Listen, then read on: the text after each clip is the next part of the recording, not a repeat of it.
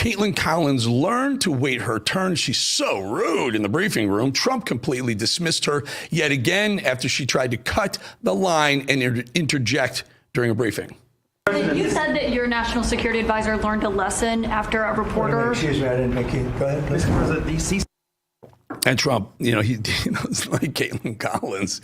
Remember when CNN had a town hall with Trump and he just completely rolled over her? He hasn't liked her very much since.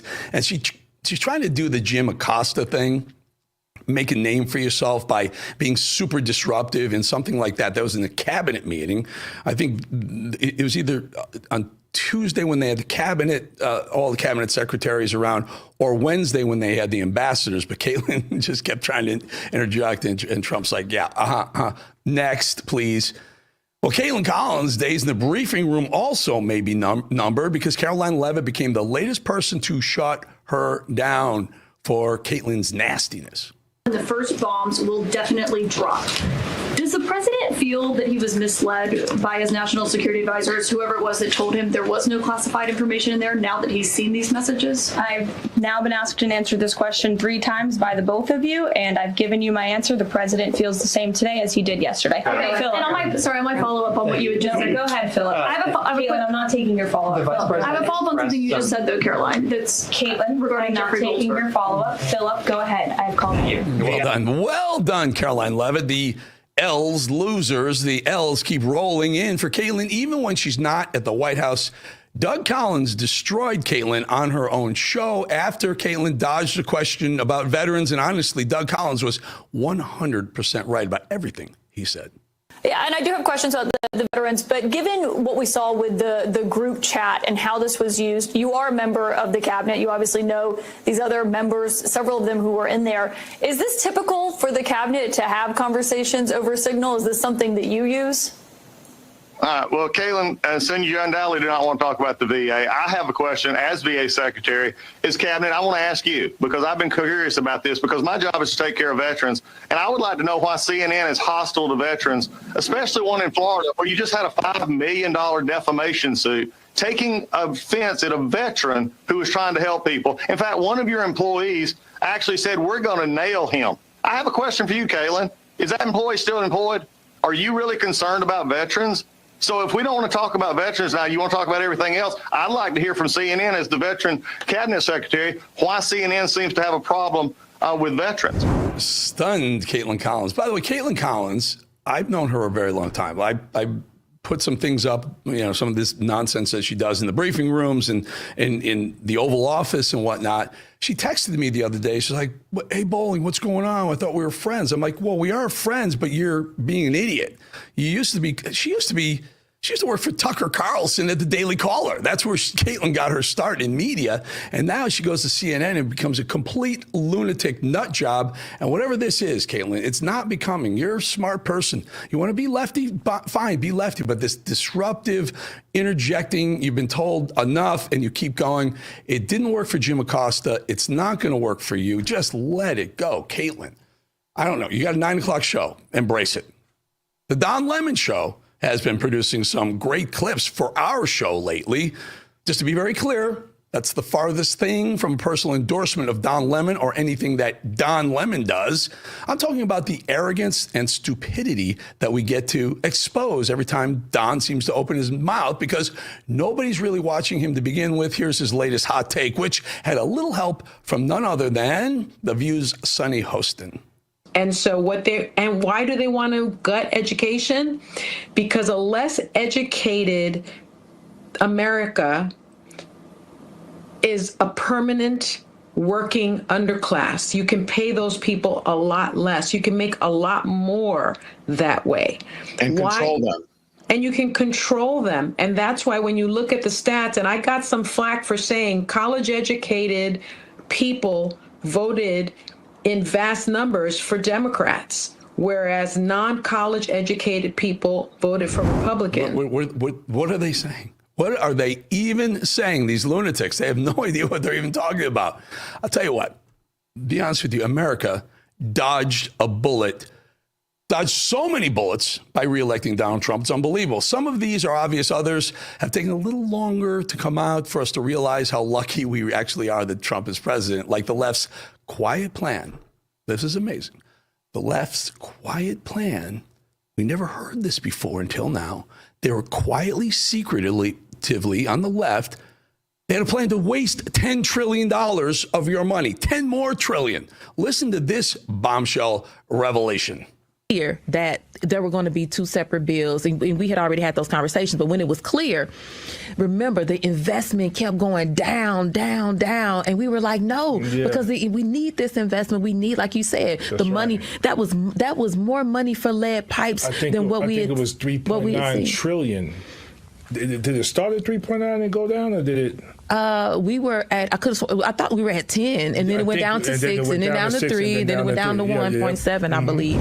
By the way, that was former Congresswoman and former squadster Cori Bush from Missouri. Remember her? The one who said she wanted to take our guns away, and then we found out that she was spending $75,000 a year on personal security. When she was confronted on the steps of Congress, on the Capitol building, she's like, well, what do you want me to die? I'm like, come on. If you're going to tell us not to be armed and to protect ourselves, then what the hell are you spending $70,000 of taxpayer money or donor money on your own protection? It gets really slippery with Cori Bush. And thankfully, Democrats voted her out. I'm not sure why they're bringing in Jasmine Crockett, but time for another discussion. But the Democrats were really going to sign off on a $10 trillion climate bill. And Joe was so freaking gone, he would have signed anything they put in front of him. Or actually, he would have done it with auto pen.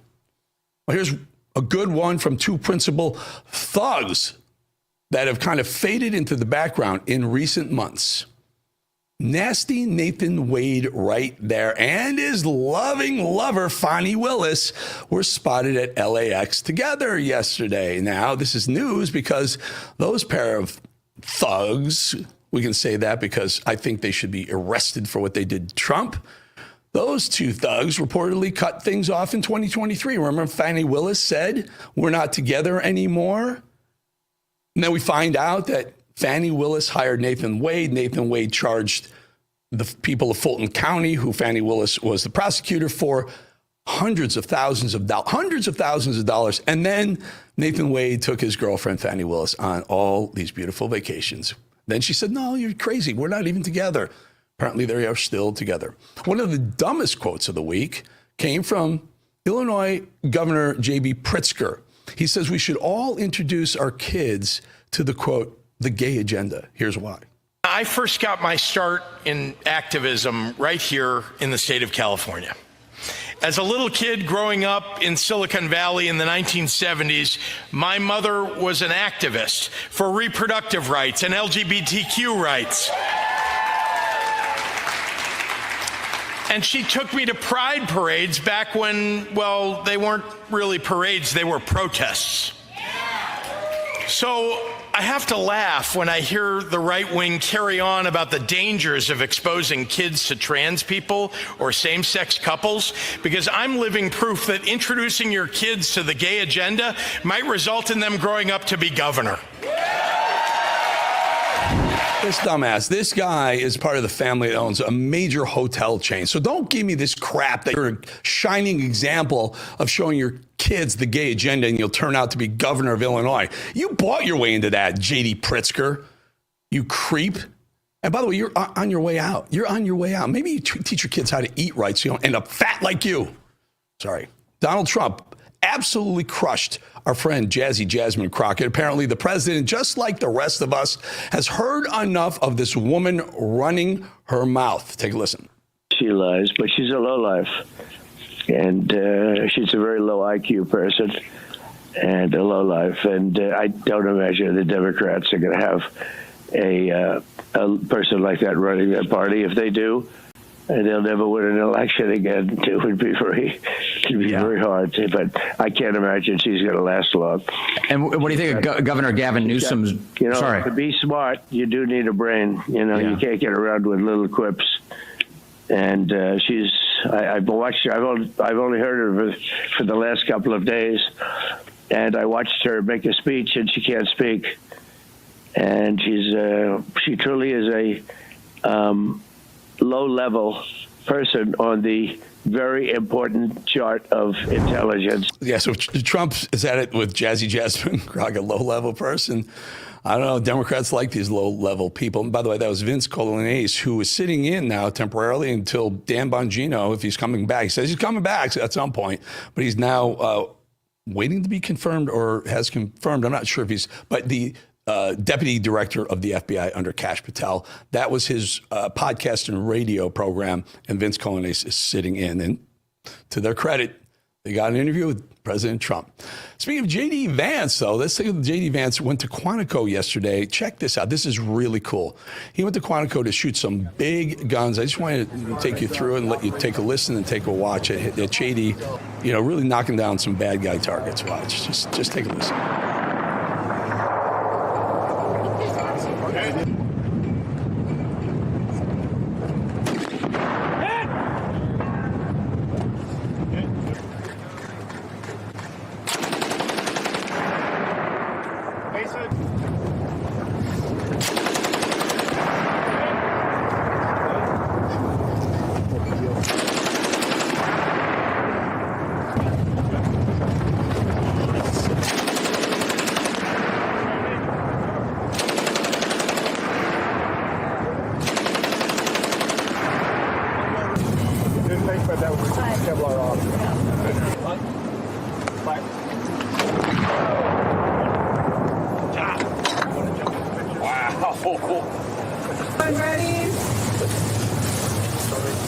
All right. 1, 2, 3. So, really cool, right? Really, really cool. Actually, they've done that. I've gone to Quantico and was allowed to shoot a bunch of those big guns about 20 years ago. It was amazing, amazing afternoon. One of the benefits of being the vice president of the United States, and he shot some awesome guns, some 50 caliber rounds and whatnot, and howitzer. He's just loving it. Really, really cool to see the VP out there doing that. All right, folks, before we head to break, I just want to remind you all about my podcast and YouTube page, which are updated daily with fresh and different content. And sometimes I say things I'm not allowed to say on cable television once in a while. We'll let you hear the show and tons of other content anytime, anywhere. Be sure to subscribe, by the way, there, and do that now so you don't miss out. All right, we will be back in 2.5 minutes.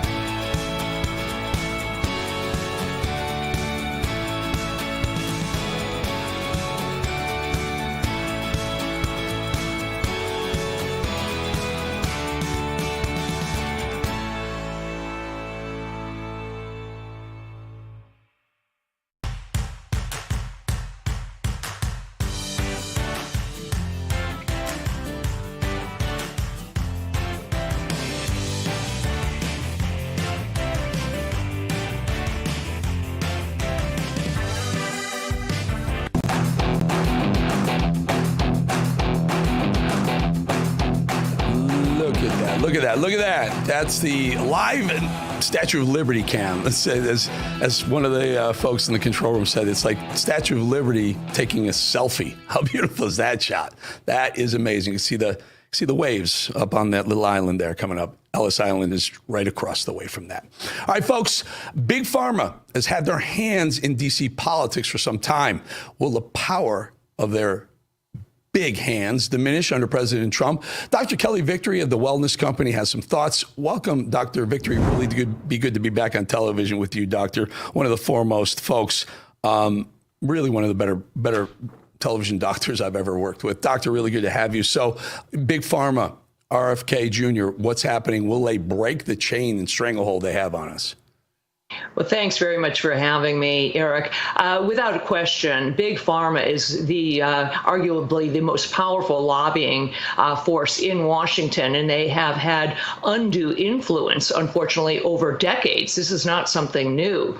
Unfortunately, Congress people on both sides of the aisle, Republicans and Democrats alike, take millions and millions of dollars into their campaigns from Big Pharma, and as a result, they are influenced. Their decision-making, unfortunately, and their voting is influenced by this. We just saw President Trump and Robert Kennedy Jr.'s choice to head up the CDC, Dr. Dave Weldon.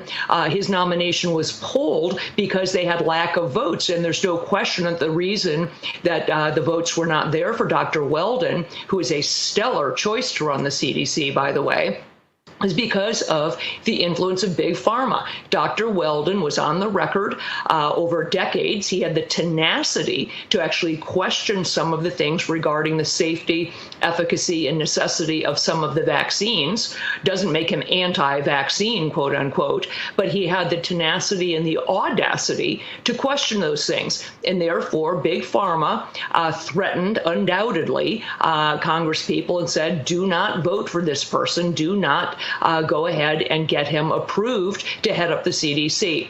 This has got to stop. And I know that Robert Kennedy Jr. certainly is absolutely aware of this. He has spent much of his career fighting Big Pharma, and he is aware that we have got to disarticulate the relationship between Big Pharma and everything from the medical journals to medical schools, and certainly to the people, the campaigns of those people in Congress.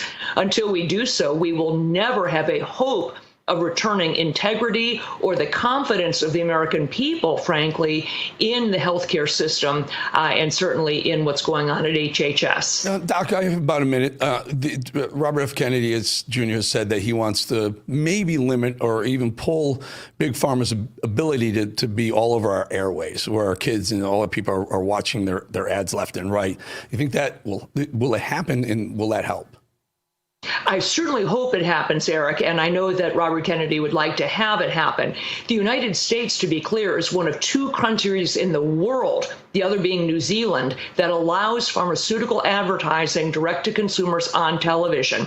And there's a reason everybody else limits it, because they then own big media. They are the largest contributors. The most funds go into advertising on mainstream media come from pharmaceutical companies. And as a result, you don't hear the truth, unfortunately, spoken by the people in the media, because they would be at risk of losing those advertising dollars. I will. So whether I don't mean to cut you off, but I come from a place, Dr. Victory, where it's exactly the reason I'm not at that place anymore, because I was against the mandating of the vaccine. I was told you can't say that on TV, or you're going to have to leave this network. And I said, well, I guess I'll just leave the freaking network.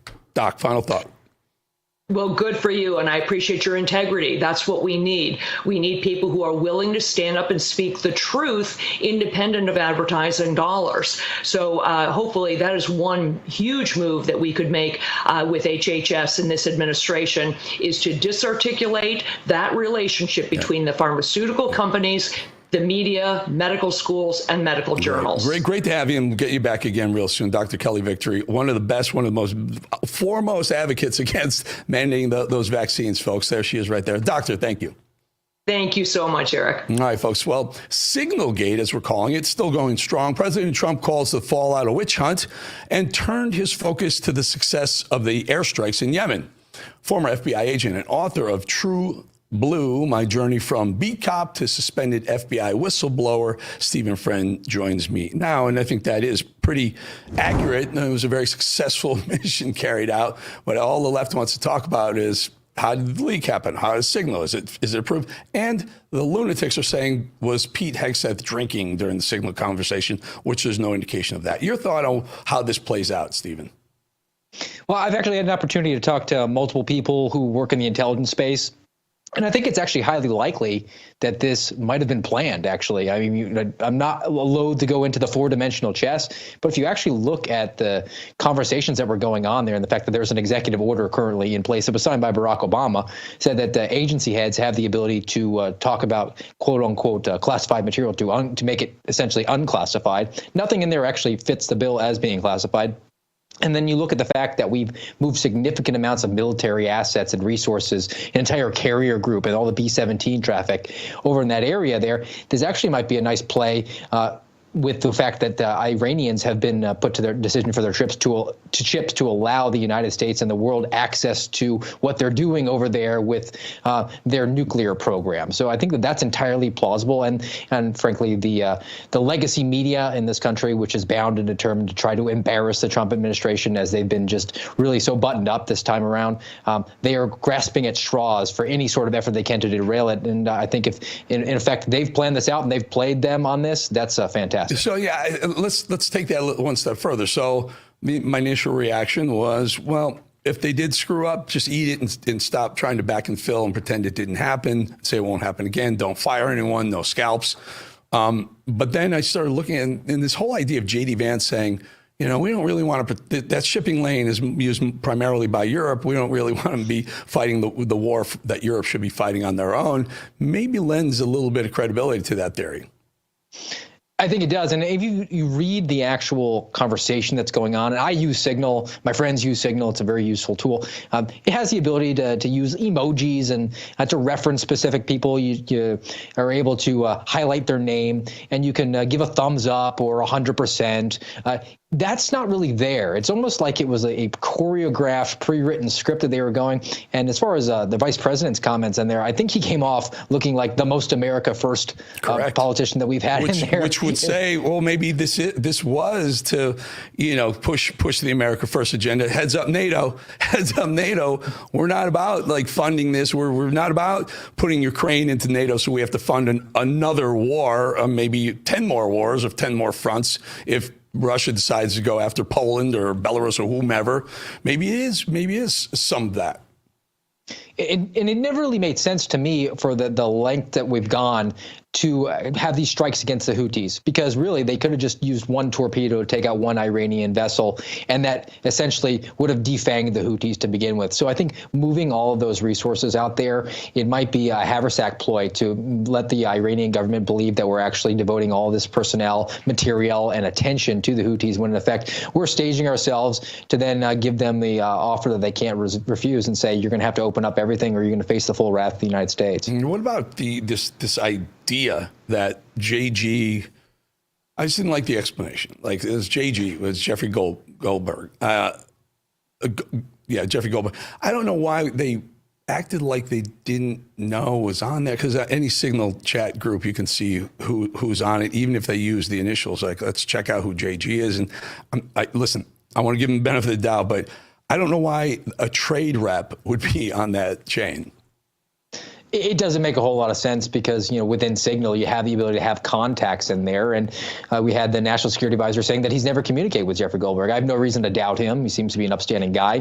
So the fact that would have been added in, he would have fat-fingered just so the Atlantic reporter who put out the suckers and losers narrative, and the fact that in the lead up to the 2024 election, that the allegation that Trump really liked the Nazi generals. I mean, he was a reliable mouthpiece for the communist left in this country. So maybe they're actually was an element of, we're going to troll Jeffrey Goldberg as long as we're going to be doing this. Let's use him as the useful idiot. And in fact, let's give him this information. And actually, being a responsible journalist, he's not going to be able to come out with it until it's not useful to expose. Well, Steve, he wasn't able to verify. If that's the case, which would be brilliant, the 3 or 4D chess, if you want to call it that, but then they should have shut down the conversation afterwards. So when he started to finally say, this is what I got and I knew about this, they should all just zip zip the lips, let them get way over their skis and go, hey, guess what?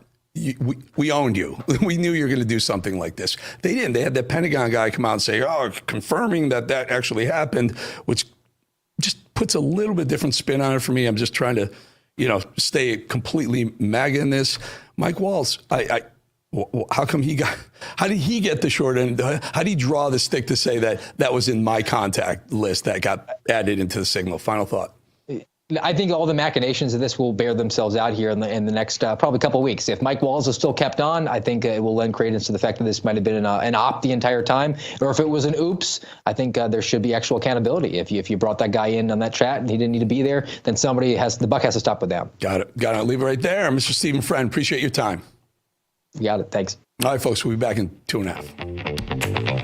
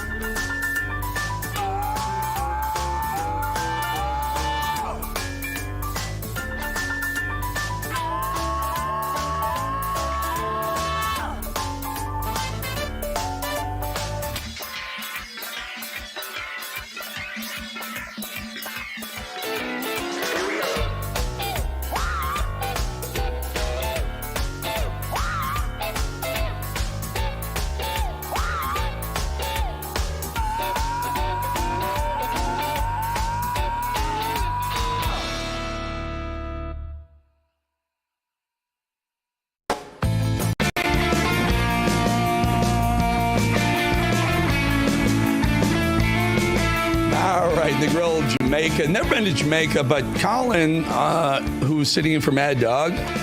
Colin, give me the voice of God in the camera shot. Control him. You jumped off one of these cliffs into the water, so I hear. Is this true? Yeah, man. Yeah, man. I'm sure you're there for the water and maybe the beer. Right. Tariff wars, recession fears, and stubborn inflation. No wonder gold has been routinely hitting all-time highs in volatile markets like right now. Don't sit on the sidelines with your head in the sand. Take control and safeguard your savings. That's why so many Americans today are turning to Birch Gold Group. They've helped tens of thousands convert an existing IRA or 401k into an IRA in physical gold, the real gold, the coins, the bars. Is it time for you to hedge against inflation and economic instability with gold? Of course it is. To learn how to own physical gold in a tax-sheltered account, text America to 989898. Birch Gold will send you a free, no-obligation info kit. Again, text America to the number 989898 with an A+ rating with a BBB, Better Business Bureau, and countless 5-star reviews, trust Birch Gold to help you protect your savings with gold. It took us decades to get into this tangled mess that they're trying to unpack now. How long will it take to get out of it, and at what cost? Text America to 989898 today. And by the way, gold today, $3,030 an ounce again today, an all-time record. All right, let's bring in senior Hoover Institution fellow Victor Davis Hanson to talk about corrupt Democrat judges and how the left has lost its way. Really good. By the way, every time you're in a room and Victor Davis Hanson walks in, I don't care who you're with, you're in the room with the smartest man in the room right there, Victor Davis. Victor, really good to have you. So this Judge Boasberg has stopped the deportations, Trump's deportations of the criminal Trento Aragua gang members.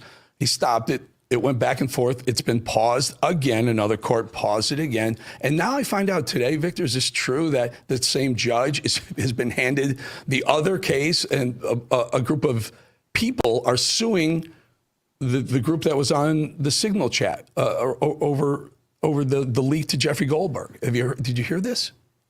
Yeah, I did. It's accurate. What do you think? How does this guy get these two big cases against Trump? I think what we're watching is that the traditional mechanisms of the Democratic Party no longer exist to exercise power. They don't have the House. They don't have the White House. They don't have the Senate. They don't have the Supreme Court.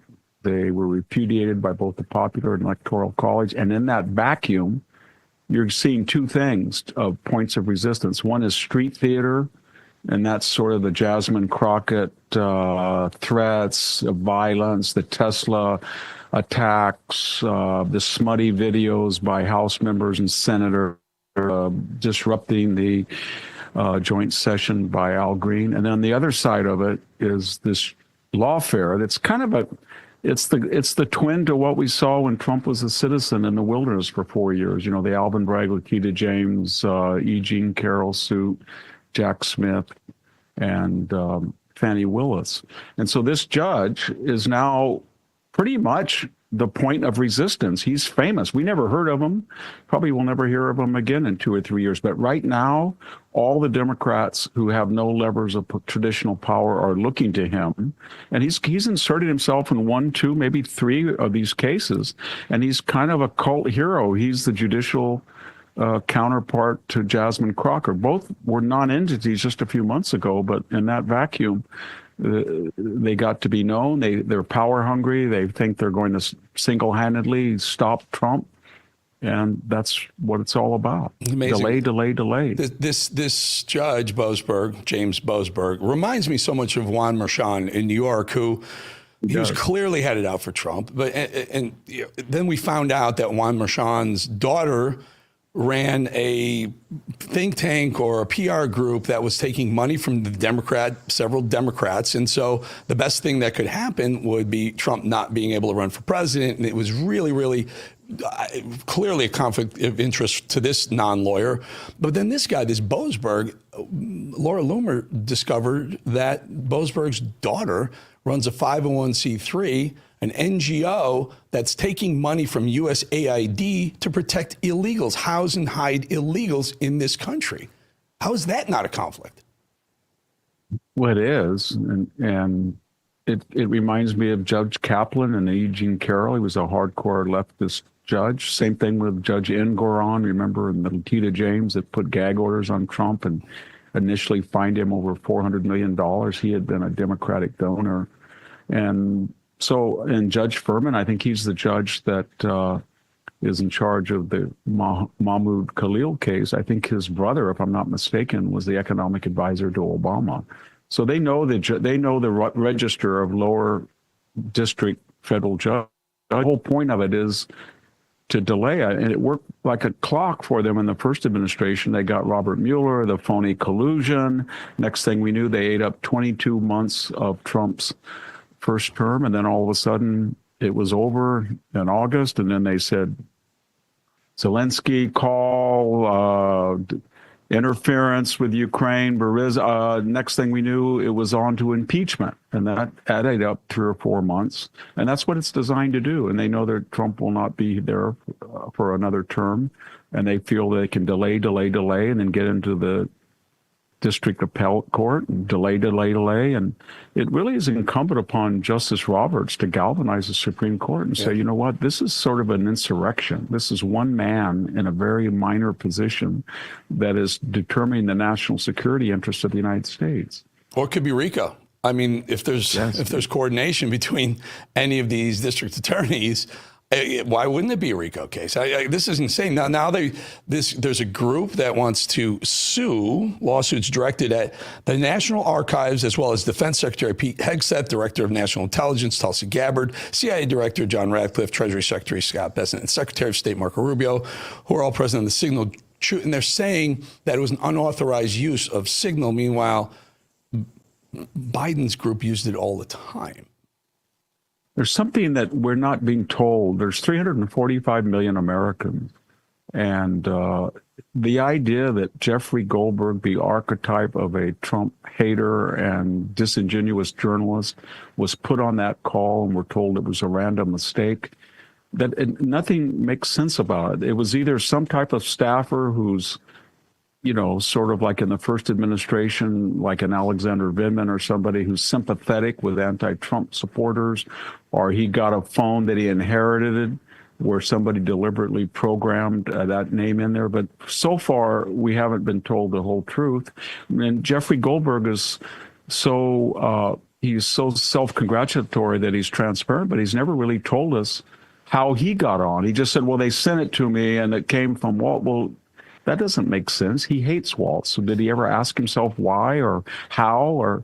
And then he sat there for 10 years. I don't know why all the journalists left and right are also congratulating. This is a great coup. Any journalist, I don't think any journalist would have done that. If I or you had been on a call during the Obama administration and we were hearing some of the most important security discussions and we saw that we were on there, we knew we weren't going to be, I think most journalists would say, I don't belong on this. I saw you guys. And done that. So I think the whole story's been warped. One more thought. Bannon points out that Goldberg sat on that for 10 days before he told. Yes, he did. 10 days after the attack. He sat on it from right in front of those Senate hearings. A very, very strange timing. Victor Davis Hanson, I got to jump. I appreciate your time. Always good talking to you, my friend. Thank you. All right, folks, don't forget to check out my podcast and YouTube page, which are both updated daily with unique content, and let you hear this show, and tons of other unique content anytime, anywhere. Be sure to subscribe to that, please, so don't miss out. We will be back in 2.5 minutes.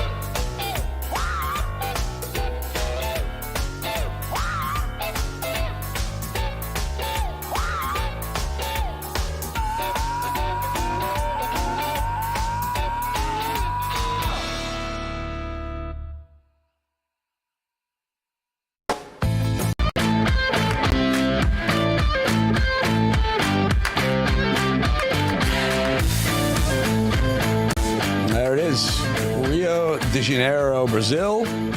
Maybe Ipanema Beach, perhaps. Been there, did that in the 90s when it was really dangerous to be there. All right, folks, move over Signalgate. There's a new scandal in town, Sodagate. That's right. It's a thing. And yes, it's bad. Make America great again. Make America healthy again. Those two goals underscore everything President Trump does and everything his administration does, no matter how much literal garbage they throw at Tesla vehicles, literally throw and scratch them with, no matter how many Soros-bought judges they toss in front of us to run interference, Boasberg, MAGA, Maha. That's it. I know that we are unwavering, but some of them may not be. Enter Sodagate. President Trump always said that among his goals was making America healthy again. It's why he brought RFK Jr. on board.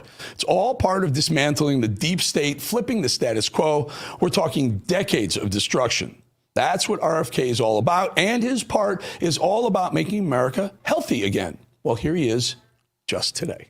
Streamlining HHS is part of a shift to new priorities, especially ending the chronic disease epidemic with clean water, safe food, effective medicine, good science, radical transparency, and a healthy environment. Adding to that, a big food and agricultural industry that has far too much power over what Americans are eating, which is making our country fatter and sicker. There's a massive debate right now going on about whether federal subsidies should be used to buy unhealthy foods, including sugary sodas and ultra-processed foods like candy bars and chips via food stamps. Food stamps, or SNAP, are a major way Americans buy that kind of junk food. Well, RFK and Agricultural Secretary Brooke Rollins, as part of solving the health crisis, want to put that, using food stamps for those types of foods, to an end.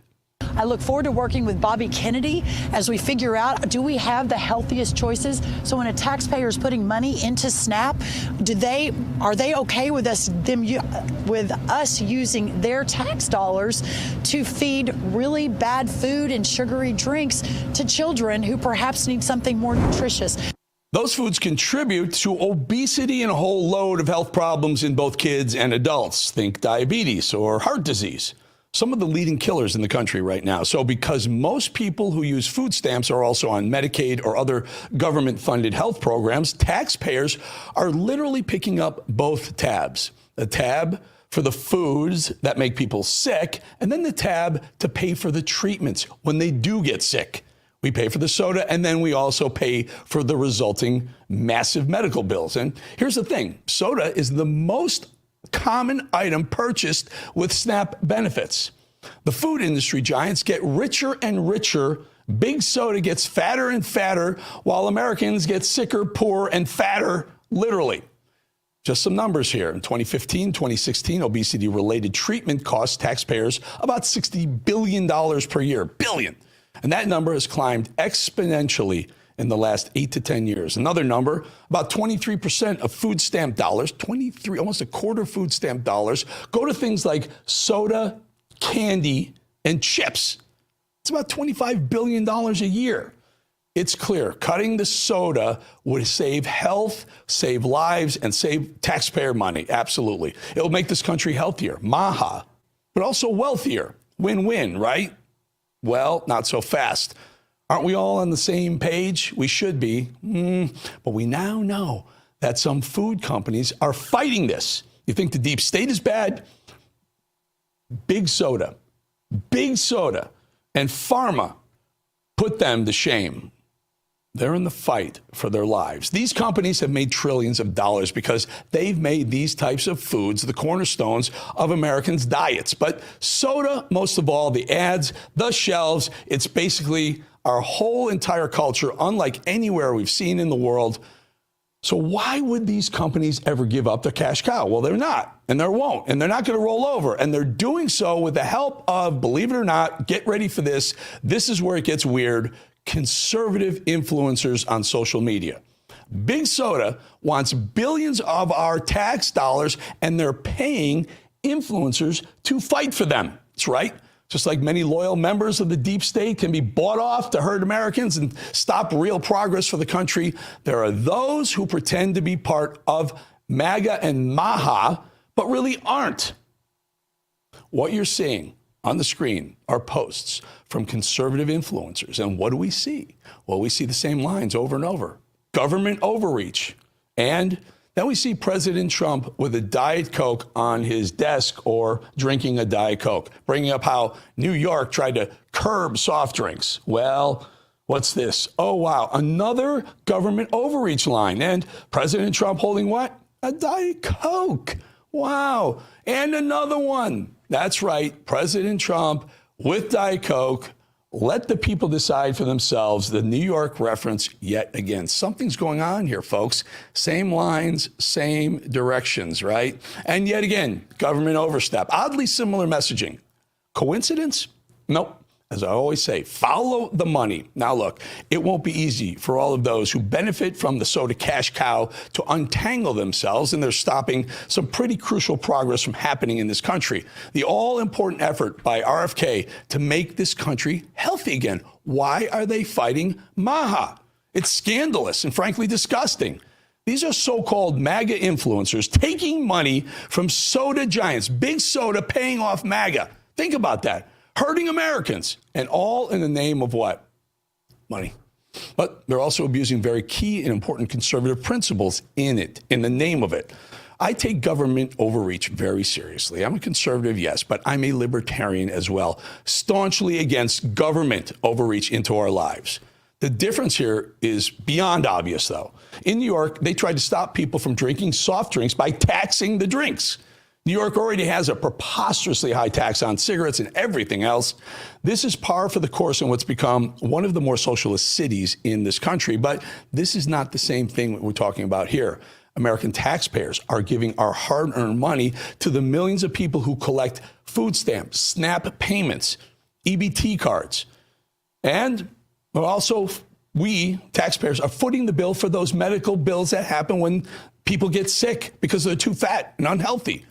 That makes this anything but government overreach. In fact, it falls squarely into the DOGE initiative, cutting the fat, literally. Spend your money as you see it, fine. The government should never be involved there. But in my money, your money, our collective money, an entirely different story here. You know, they say RFK is dangerous. Look at that word, dangerous to our health. Can you believe that? U.S. News and World Report. That's what they always say when someone threatens the status quo, or even more importantly, threatens their profits. RFK is not a danger. The real danger is that power, money, and control are more important than our health to them. They don't care if we're sick as long as they make big bucks. Big Soda is panicked right now, using any and every trick up their greedy little sleeves. Follow the panic, follow the money, and the real answers are never too far behind. I just never thought that those who pretend to be in the fight with us, with RFK Jr., with MAHA, with Donald Trump and MAGA, I never thought they would be letting us down so badly. Screw the American people. Doesn't sound very MAGA to me, but I guess following the money is more important to them. And yet, the battle goes on. Big Soda against RFK and the rest of us. We'll be right back.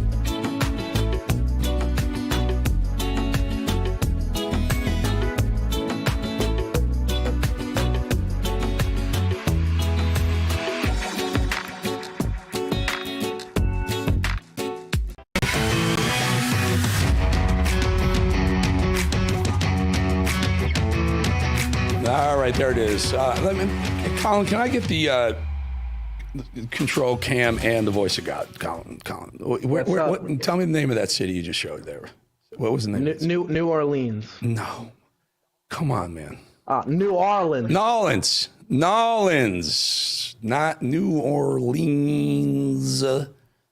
Nolans. There you go. It's a wonderful place. One of the best cities in America, by the way. All right. Let's bring in Mr. Stephen K. Bannon because there's so much to talk about. We have a lot to talk about, Steve. First of all, we'll do the serious stuff first. This Judge Boasberg. Now I'm to understand that the guy who stopped the deportation of the criminal thugs in Tren de Aragua by Trump, the guy who stopped that, is now been assigned also this investigation and maybe a lawsuit against Hegseth and Waltz and the rest of them over some sort of records violation. Does this feel like New York, Mershon all over again to you? Yeah, he just put out an order to preserve all records of all communications between 11 March and 15 March. I said yesterday, they're looking for a way to get this radical judiciary. You should look at it. This is the anvil. The radical judiciary is the anvil, and the deep state's the hammer. That's the pincer move on Trump, and they've already gotten into it in 24 hours. This is very serious. This is one of the reasons that Stefanik's they're pulling the nomination for United Nations. She's going back to the House because the way they need her. I think Matt Boyle's got it right. Not just they're worried about the seat, and they are worried about the seat. We're worried about the seat in Florida 6, but more importantly, President Trump, I think his team feels they have to have somebody in leadership that they can kind of count on. I think Johnson is just too much happy talk, and we're going to go through a war now in the House and the Senate. Stefanik's there. Also Stefanik, what came out was the boldest of the defenders in the first impeachment, and they remember that. That's where she made her bones. So this is a strategic move, and these judges, Johnson, we're calling on Johnson on Monday. He should have a hearing at Judiciary where you start rolling these judges through there, leading to a potential impeachment.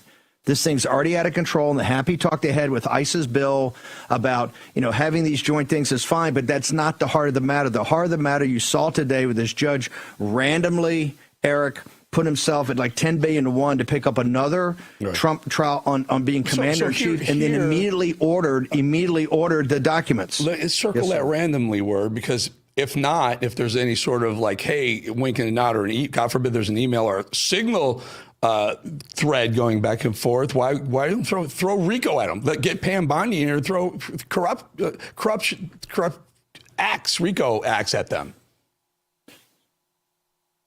We have to. I mean, this is what really the pressure President Trump brought on Mershon. Remember, Mershon drew randomly in New York. The Trump Organization case, Weisselberg, then separately Weisselberg, his CFO, then Trump, then me, had me for 2 years until the pressure on the public pressure started to come up about his daughter and the money.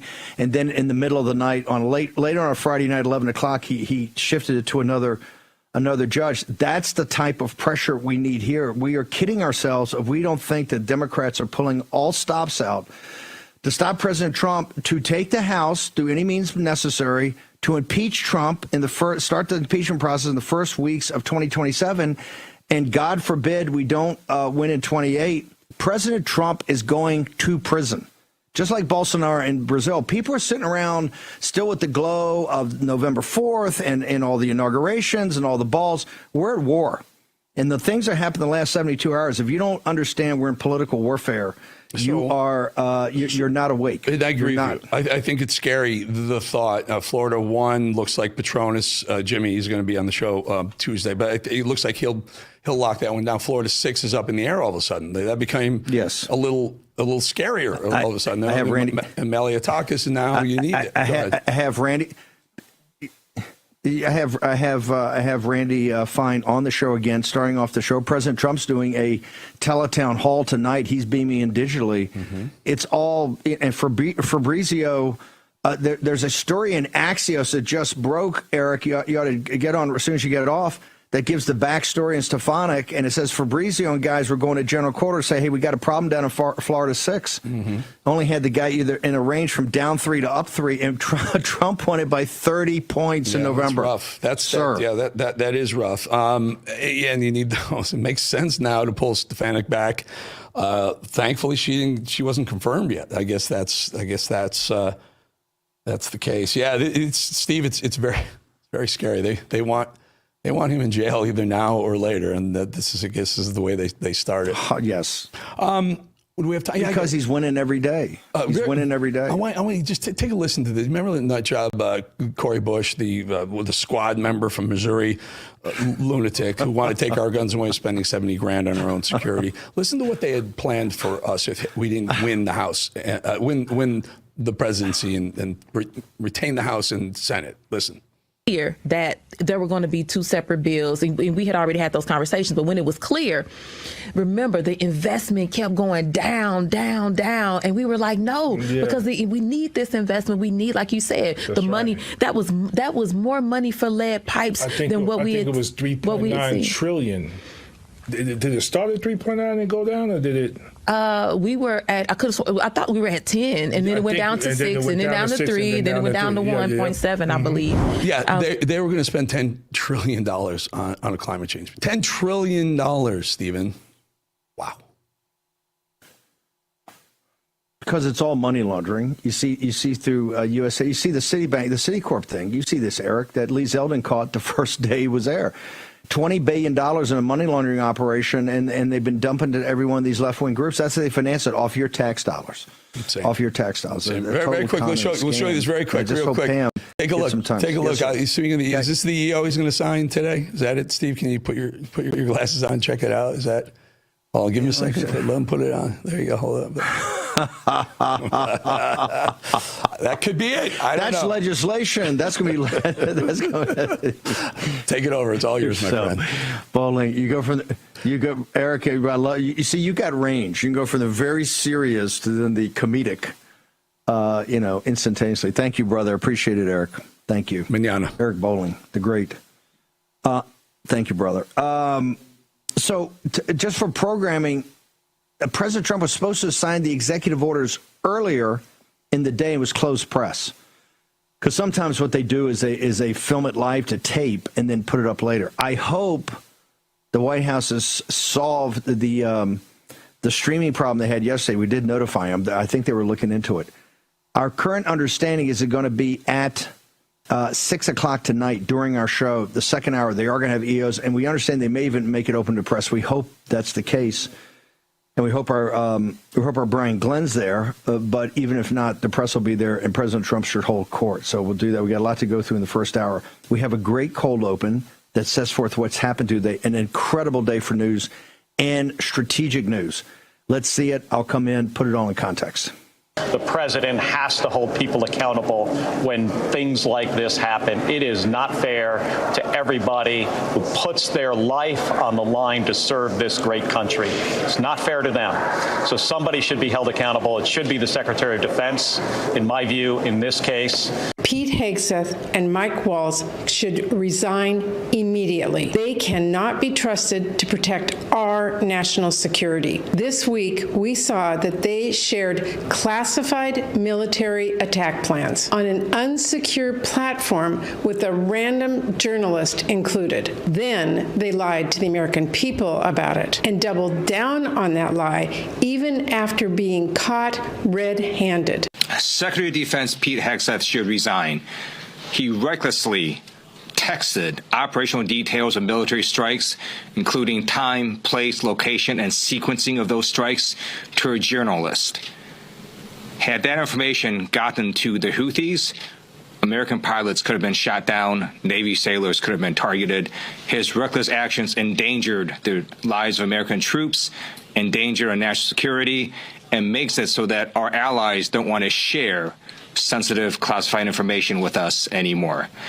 Pete Hegseth should resign, right? I mean, and frankly, every person on that chat should resign and never in their lifetime have access to classified material, because these morons expose our military with their idiocy of just putting it into a group chat, and not one of them said, hey, who is this other person in here that's not responding, right? Like, it wasn't like he was pretending to be someone else. He just wasn't responding.